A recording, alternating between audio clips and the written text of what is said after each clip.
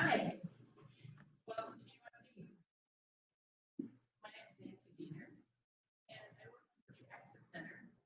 That's the office here on campus that provides academic support services to students.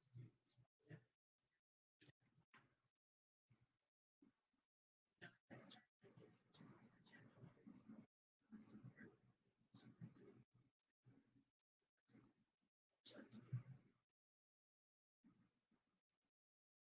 Okay. First of all, the Access Center is office on campus here that You can go ahead with your explanation of the office. as I said before, provides academic support to students.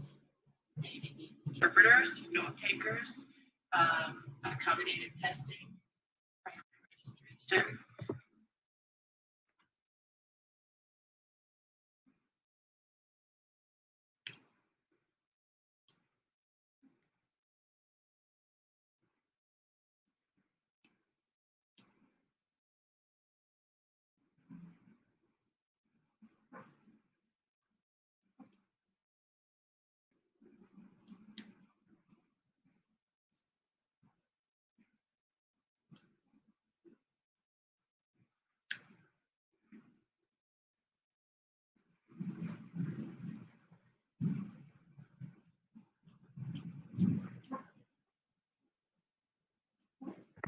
And a variety of other potential accommodations depending on the circumstance.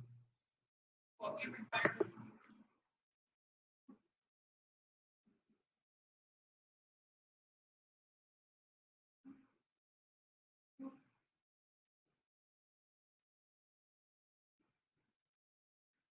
the student is that we need to have a documentation of hearing loss, which is simply an audiogram that's relatively recent.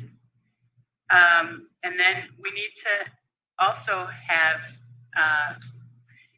information. We will provide you with some information on your rights and responsibilities and our rights.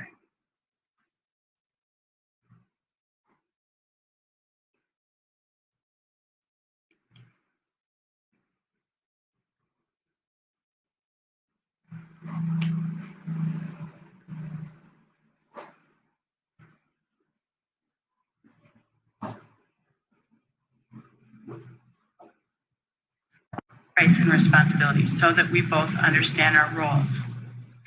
One thing I think it's really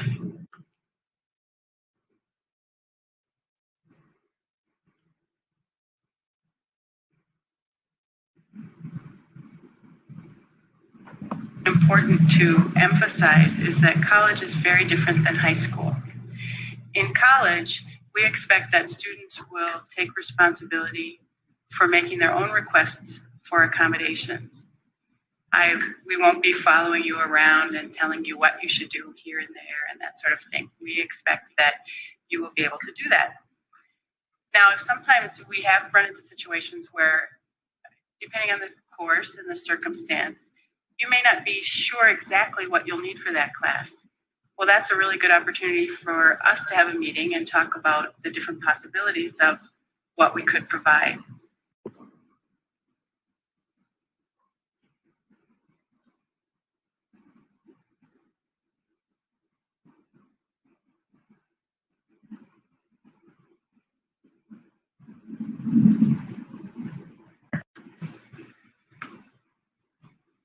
Do you have any questions now?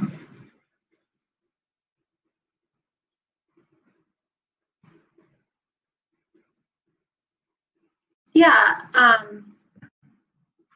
I was wondering if you guys have full accommodations for students that are deaf here at the University of Minnesota. We actually have, well, it varies from year to year. And I would say that on an average, we have anywhere between 2 and 20 deaf students. Those are students, specifically I'm talking about students who use sign language as their primary means of communication. We also usually have about another 10 to 20 students every year who are hard of hearing and maybe would use note takers or FM systems.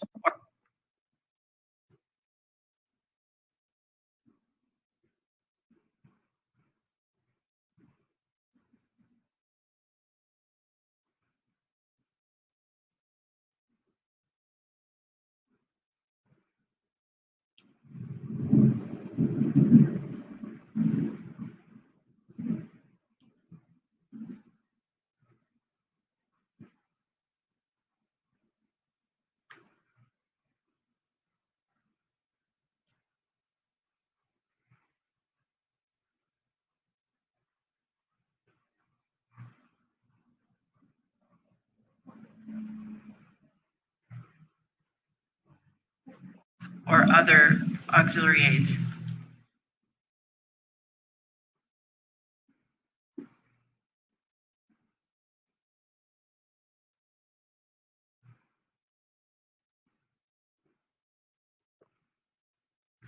So I was also wondering, yes, you guys provide services for academics and everything related to the school, classes and courses in that aspect.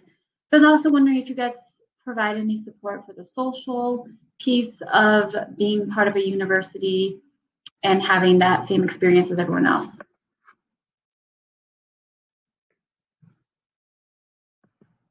And how is that set up, and how does that that process work with the social piece and making sure that deaf students have the same college experiences as their peers that are hearing? In terms of the social aspect, a student who comes to school at UMD has the right to participate in any activity on campus or any club. So not only do we in the Access Center provide academic support, but we also would provide interpreters and other support for other university-sponsored activities, such as recreation or sports or whatever. Now, in terms of having a club on campus that's specifically for deaf students, some years we do, some years we don't.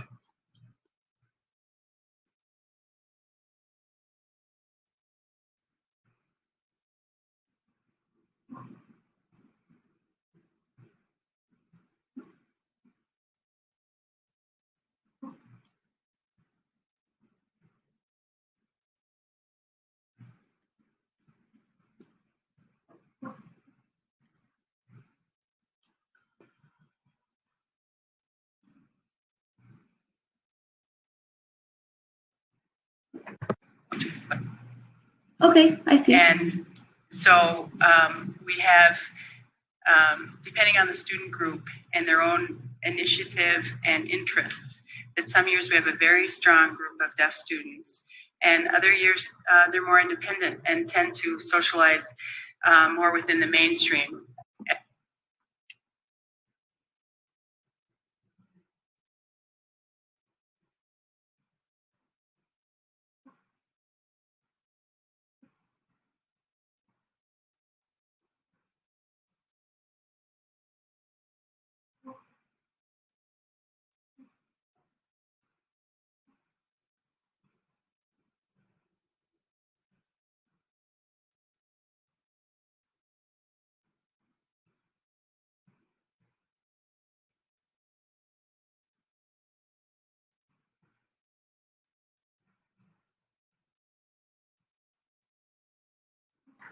As I was talking about earlier, within other recreational and sports programs.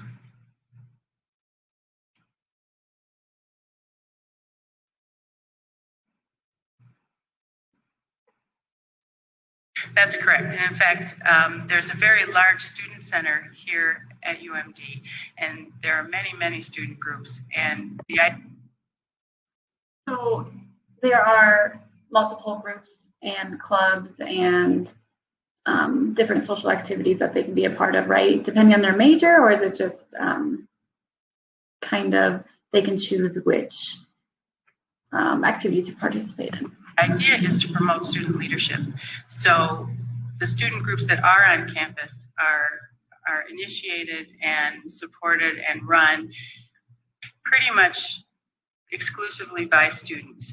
They typically may have a faculty advisor, and so perhaps for a deaf student group, it would potentially be someone from our office who may be the faculty advisor, or a faculty person from either the ASL programs or the deaf education programs that may serve as a faculty advisor to that group.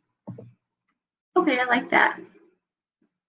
So here at the office, or at our university,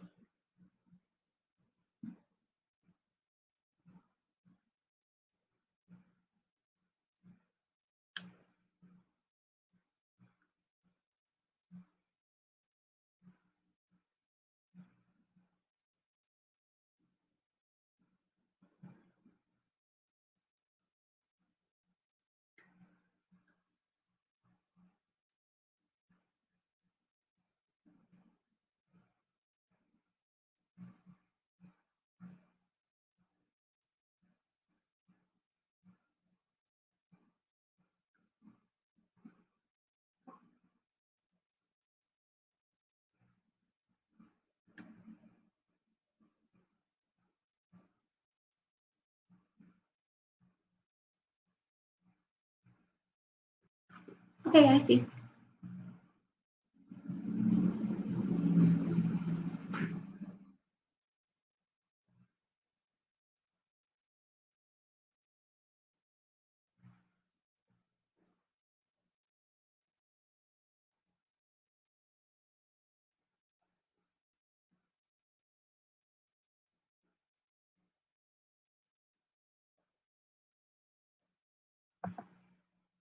So since I'm a senior here at the university and my previous education has been in a deaf school, I'm just curious how that works. I know communication is paramount in this university, and I'm just wondering how that works about requesting an interpreter.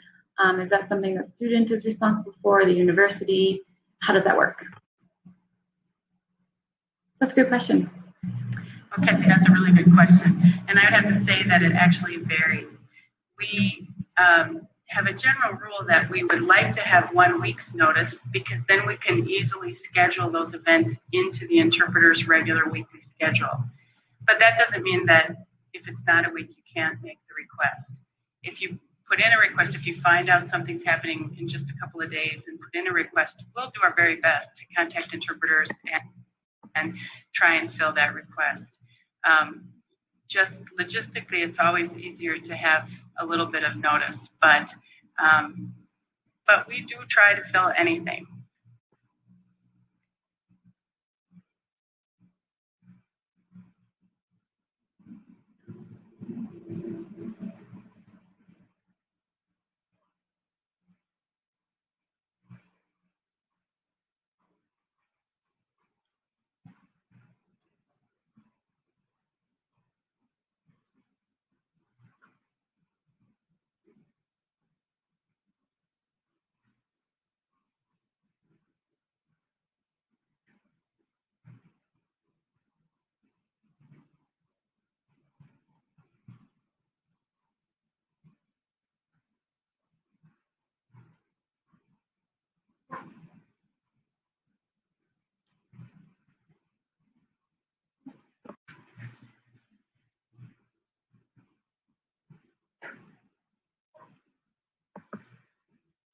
What kind of certifications does the interpreter have that will be providing interpreting services for the students here? That's another really good question. We have 3 interpreters that work full-time this year. Other years we've had as many as 5 who've been full-time.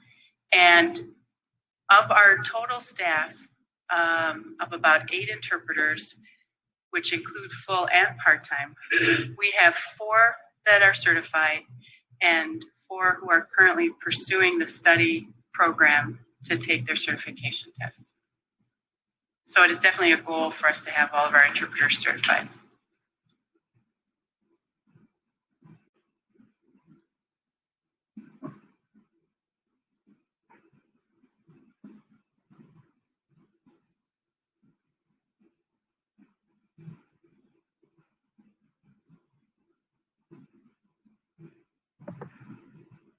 Okay, that's great. So if I am needing interpreting services for a class, and I'm not understanding the signs they use, or maybe the interpreter isn't understanding the content, and ultimately I don't understand, and I'm really lost in the course and not really understanding.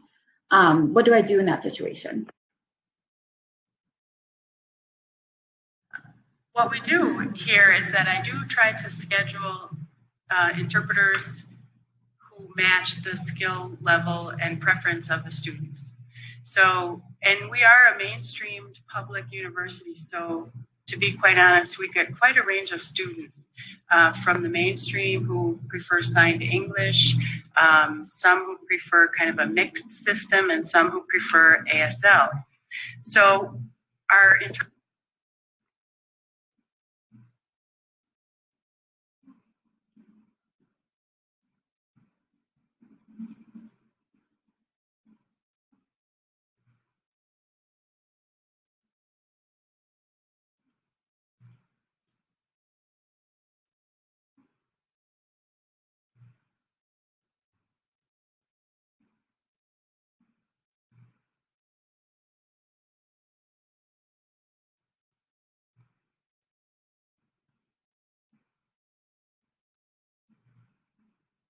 interpreters also have a variety of skills, and we do try to match interpreters to both the subject area and the student preference with regard to communication. And so far, we've been really pretty successful at doing that. We have also our interpreters, they each seem to have a little bit different expertise area. We have one interpreter, for example, who has a bachelor's degree in biology.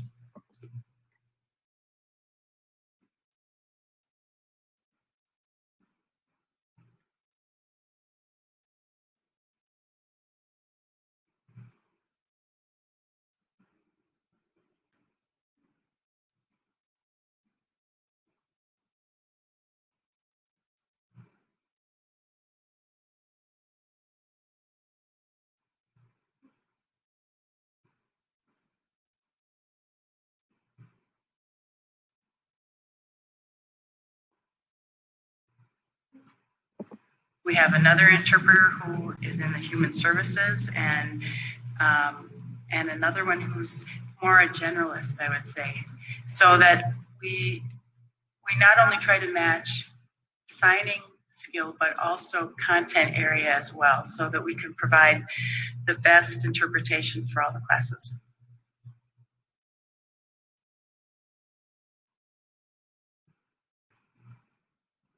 That's great. This office sounds like it's very accommodating.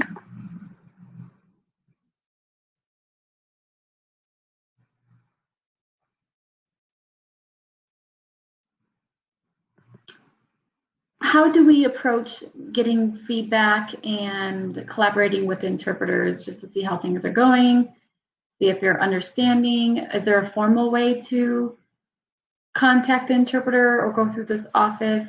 How do we go about finding that feedback? I would say that actually we have both. We have, at the end of each term, we give all the students who have used interpreting services an evaluation form for each interpreter in each class, so that perhaps you have the same interpreter for two different classes, a math class and a history class. And perhaps this interpreter was particularly effective in one class, but maybe not so effective in another class.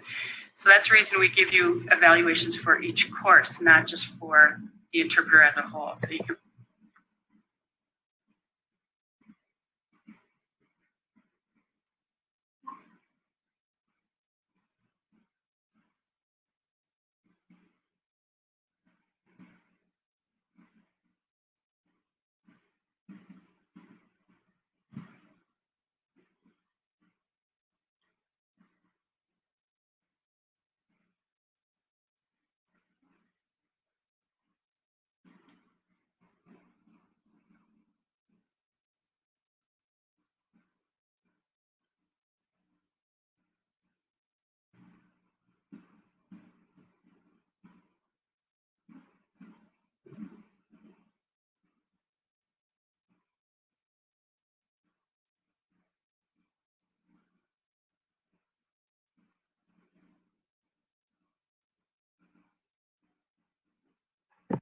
provide very specific feedback. We also encourage students and interpreters to maintain an ongoing dialogue throughout the term. So, and we also provide interpreters work time if they would like to meet with you. Additionally, say if you had a paper or a presentation that you needed to work on for a class and you wanted to go over it with the interpreter so that you felt confident that they were prepared also to interpret for you in that situation. Or if it's a highly technical class and you want to get together and just review the vocabulary and make sure that the signs that you're using are appropriate and that sort of thing. We work that into an interpreter's schedule as well.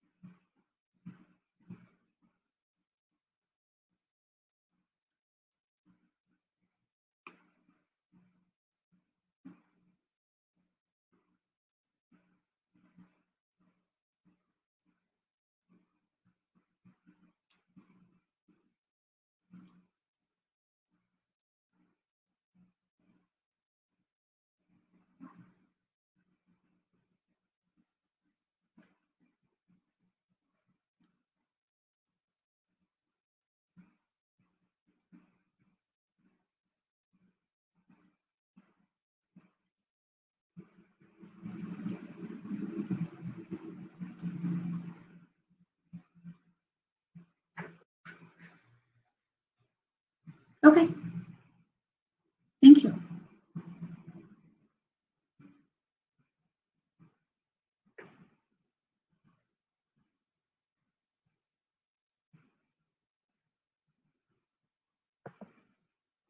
What about services that you provide for hearing students that use different languages? Do you guys incorporate that kind of accommodations as well? Yes, we have 5 levels of ASL that we offer right now. They're very popular. Every fall we have over 100 students that are in the ASL 1 class, and about a third of those move on to the second year. And then in recent years, we've added also a level 5. So we have quite a number of students on campus who are developing ASL skill. And you can find them in basically any of the colleges and any of the majors. One nice thing that I like to encourage deaf students coming into our program to consider is taking the ASL class and then serving as a teaching assistant at a later date. We offer a tutoring class and a tutoring program where a student can earn credit and experience in the tutor center as an ASL tutor. That's been tremendously, yes, yes.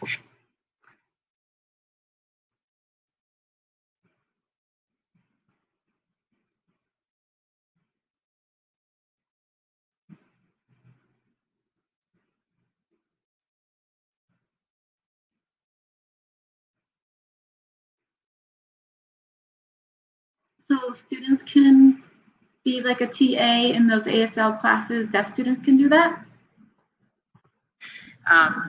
And the students who are taking ASL, the hearing students who take ASL, find that just immensely valuable. And the years that we have tutors who are native ASL users and deaf students, those are the years that our hearing students actually do much better in the classes.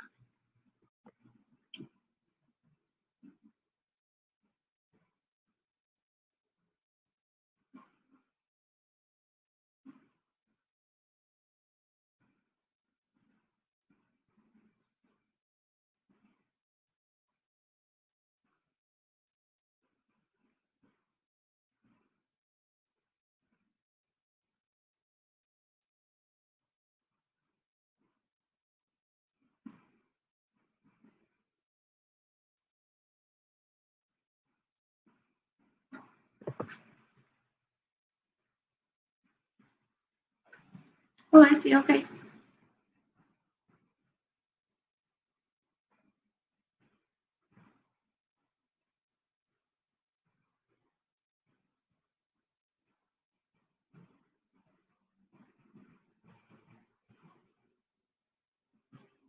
So I've seen in previous accommodations at universities that they provide a note taker accommodation services to go to class and take notes for that deaf student. Is that an accommodation that you guys provide here? And is that the responsibility of the student to ask for those services?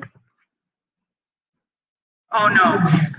You are entitled to those services under the Americans with Disabilities Act and under other state legislation here in Minnesota. So there is no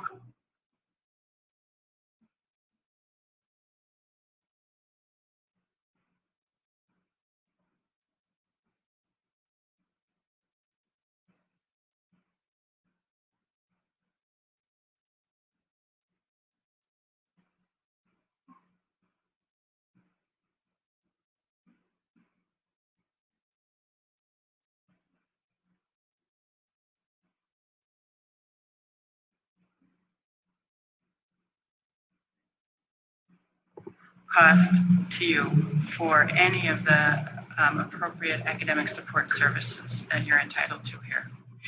What we do require, though, as I said earlier, is documentation of the hearing loss. And then we do have a form that you need to fill out to register with us. And then you have to be aware of the policies and procedures that we have so that we each understand the roles and responsibilities that we have to fulfill.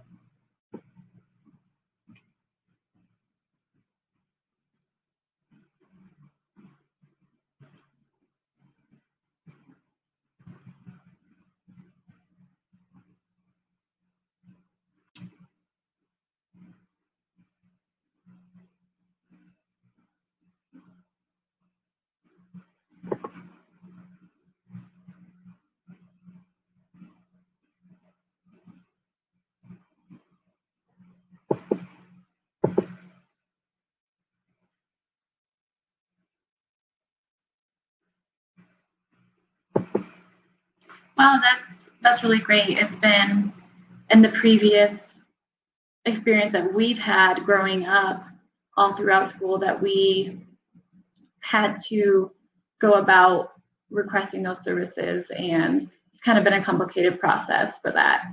Do you have any questions or anything specific that we need to know for requesting those services? Frankly, we usually try to have records that are within 3 to 5 years.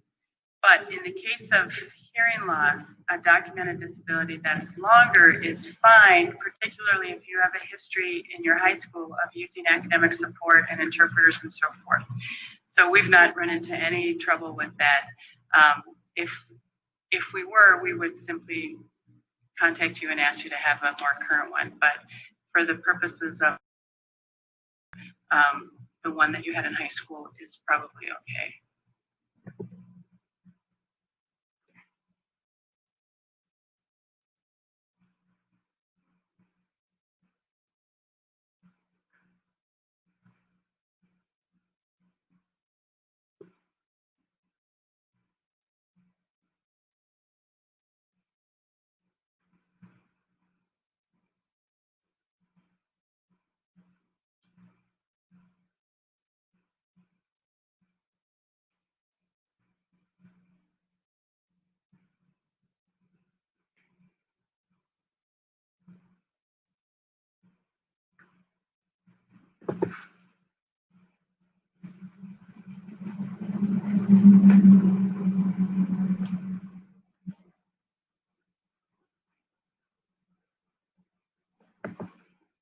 What about working with a tutor? How does that work? Do you guys provide deaf students with tutoring services as well? We actually, through the Access Center, are not mandated to require to provide tutoring. We do have a tutor center that is very comprehensive, and we would provide interpreters for any visit to the tutor center.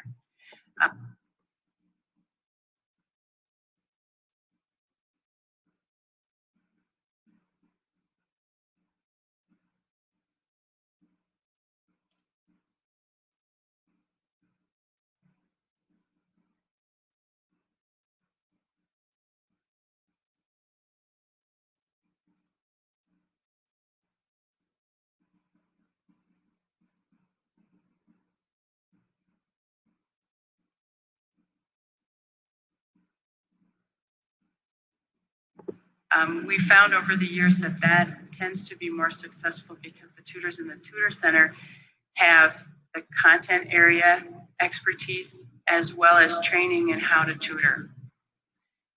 In rare circumstances, there may be a situation where an interpreter would serve as a tutor, but generally that when interpreters and students get together outside of class, it's generally a mutual study session where they're both working on, as I mentioned before, technical vocabulary, planning for a presentation, that sort of thing.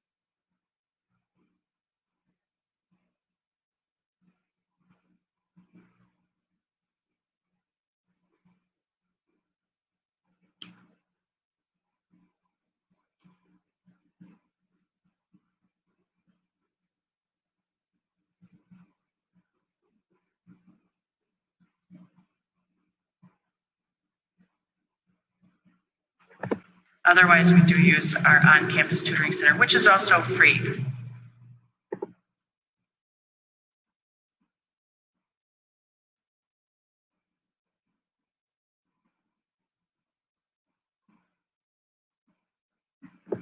Okay, I see.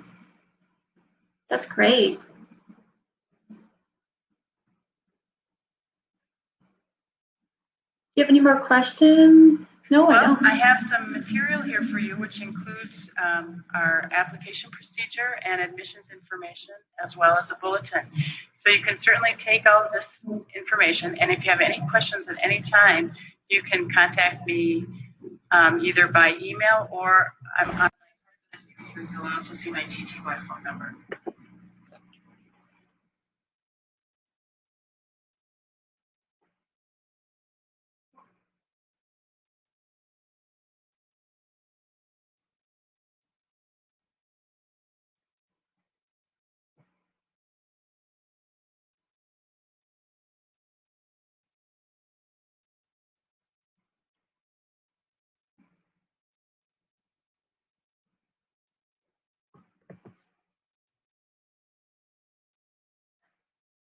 Thank you for your time. I really appreciate it. I certainly hope to see you as well.